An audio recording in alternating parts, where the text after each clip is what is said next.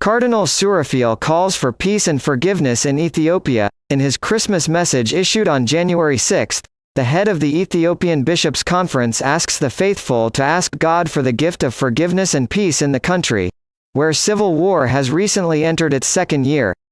As Ethiopia continues to face war resulting in a serious humanitarian crisis, Cardinal Berhaneyesus Souraphiel of Addis Ababa has urged Ethiopians to shun pride, anger and hatred that hinder peace in the country. In his message for Christmas, which the Oriental churches celebrated on January 7, the head of the Ethiopian Catholic Church called on all the faithful to avoid evil and to ask God for the gift of forgiveness and peace through prayer. We persevere in prayer because peace and happiness are found in prayer. When we do, we fear God and turn away from all evil. We are all a family, he says.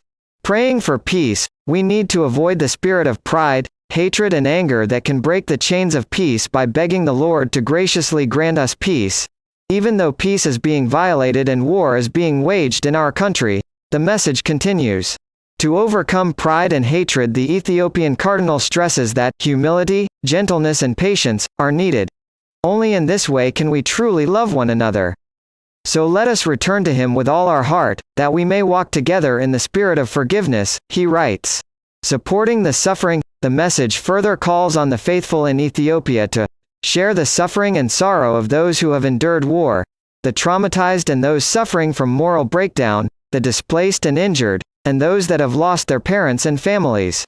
The bishops' support. The Catholic Bishops' Conference of Ethiopia, CBCE, announced recently it would raise $2 million with the aid of church partners, local Catholic institutions and Catholic faithful, to support people enduring the consequences of the war.